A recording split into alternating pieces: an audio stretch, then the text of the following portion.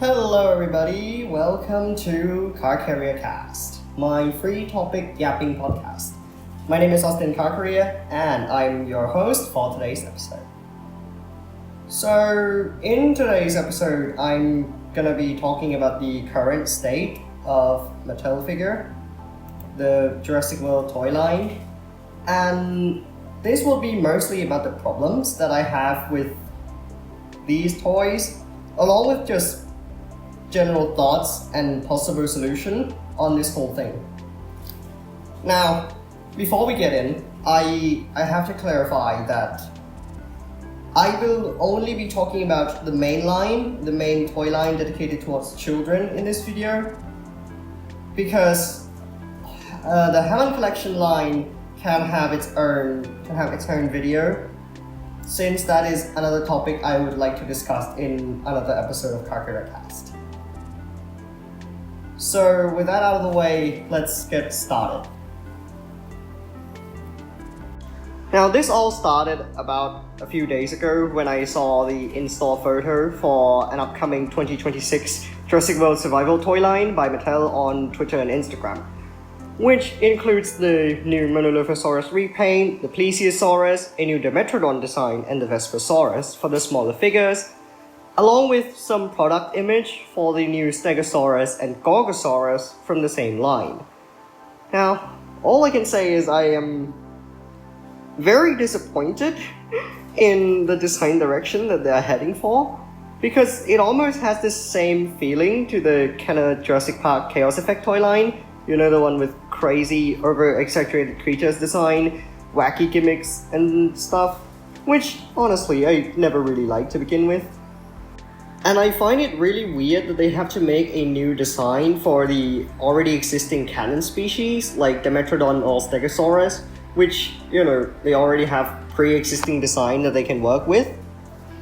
Especially when the new one that they've made just straight up look monstrous and honestly kind of goofy, in my opinion. So I don't know what they were trying to do with that, because the upcoming Carnotaurus that I've seen got me some hope that they'll do a more, how should I put it, scientifically grounded design for some of the canon species. But then upon seeing these new photos for the other toys, I was losing my hope pretty quickly. While I could see some in-universe explanation for the vastly different designs, such as them being even more of like an imperfect clone than the Jurassic Park one, or them straight up being mutant dinosaurs, which I still think is kind of dumb that they have to make a new sculpt that doesn't really look that good to begin with for an already existing canon species that they have pre-established design that they can work with. As for the other non-canon species, sure, Mattel can do whatever they want with them, but at the very least, I would like to see a more grounded or scientifically informed design, similar to what they did with their Borealopelta or Utahraptor from the Dino Tracker line, instead of outright making them look like freakish fantasy monsters like these. Now, when I say more scientifically informed design, I really don't mean that Mattel should make the non-canon species look like, you know, stuff from companies like PNSO or Beasts of the Mesozoic, because those are hyper-realistic, high-quality collector models for adults.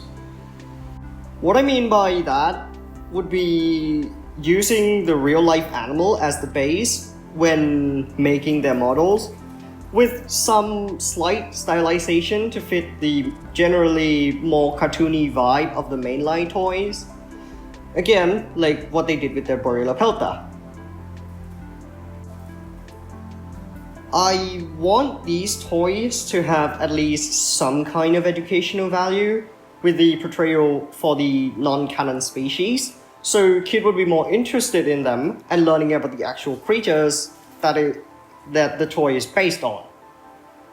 And it's such a shame that some of the upcoming non-canon species just look like that.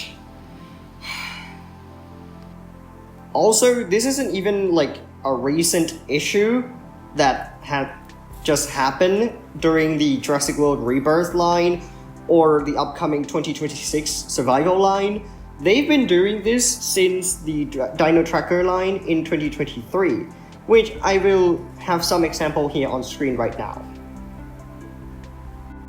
I think it's time to actually address the problems that I have with some of their designs, which I'll be mostly talking about the non-canon species here, because for the canon species that appeared in the movie, they already have, pre-established design in the canon media that they appeared in that Mattel can follow through when they're making their toys based on them. So if the design is bad, then the problem goes to the movie for having just bad dinosaur designs, not Mattel. Well, most of the time.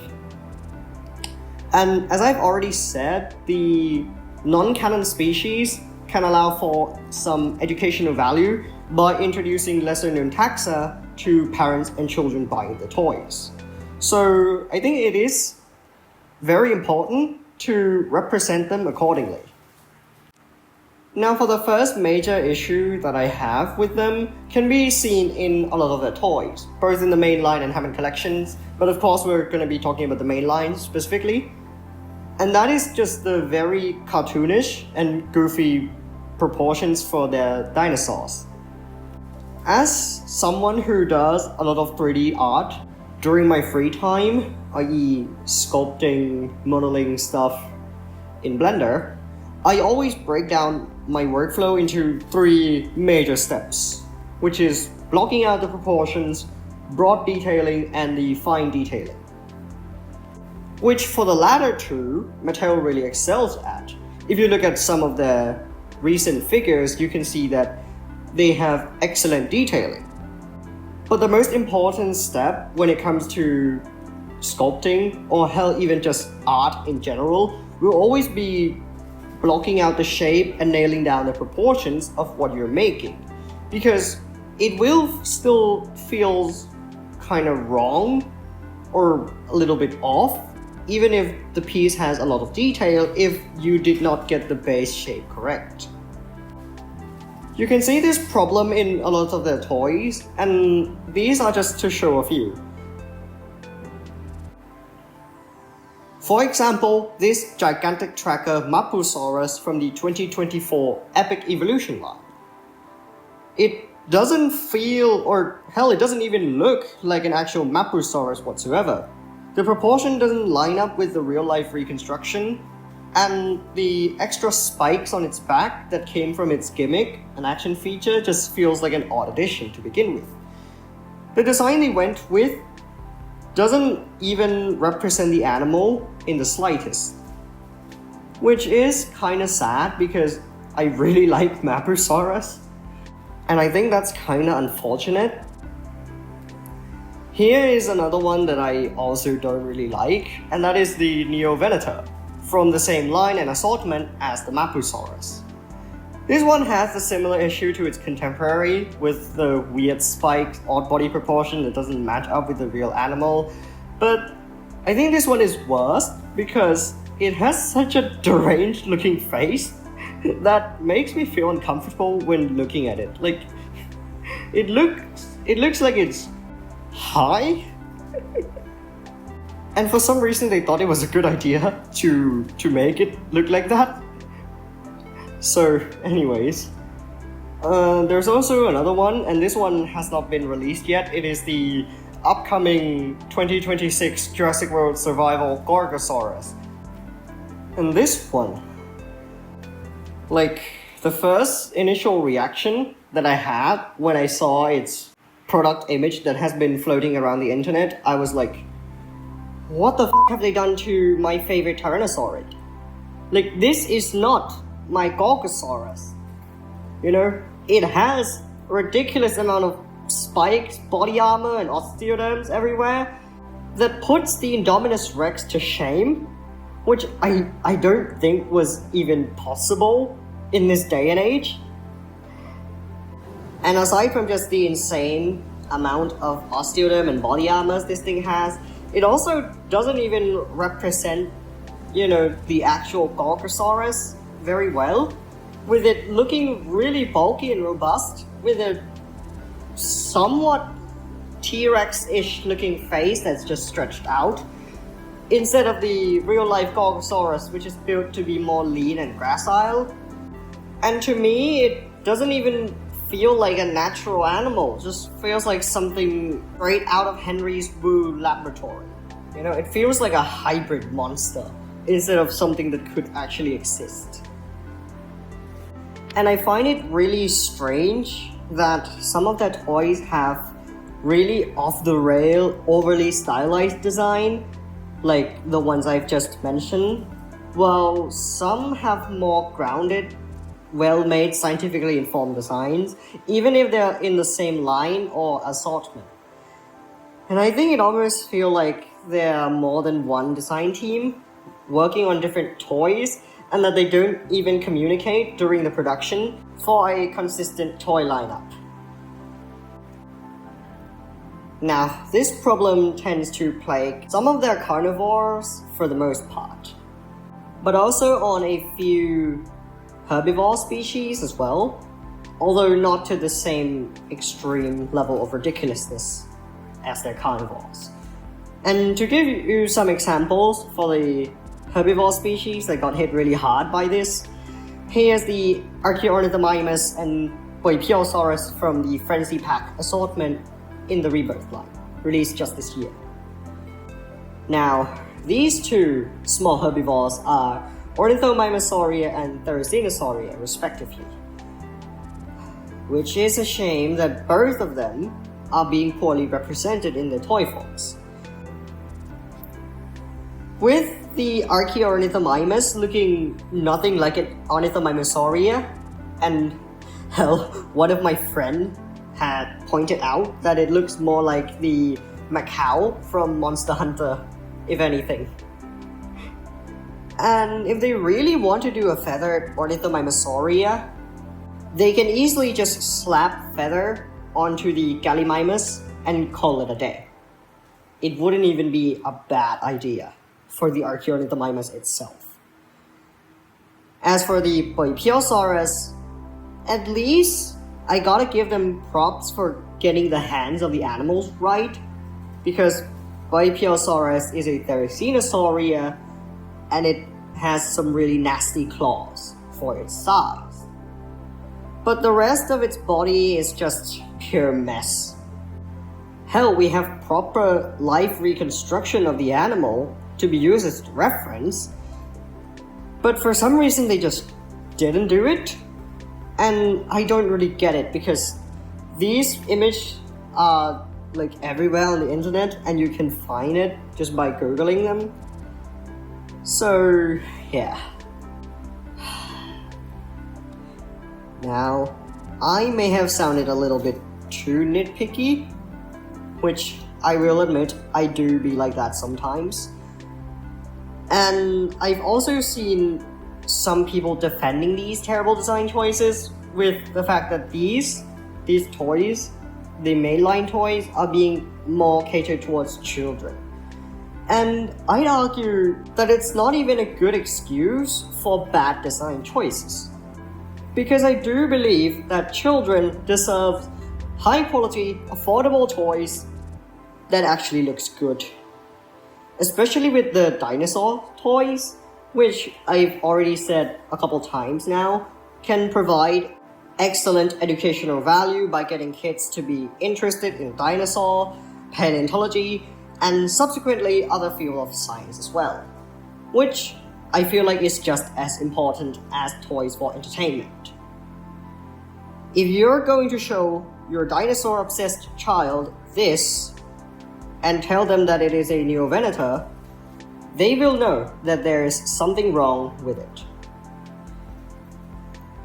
My point is, Mattel should really focus on making their non-canon species toy actually represent the animal that is being modeled after. For a less goofy but still somewhat stylized design to make an actual good-looking toys that can provide children with some form of education to bring their interest to science, instead of making these uninspiring Krakow armor monster slop and pretend it's a real dinosaur. Now, after addressing some of the problems that I have with them, I figure I'll also share some potential solutions to these issues with the mainline toys specifically.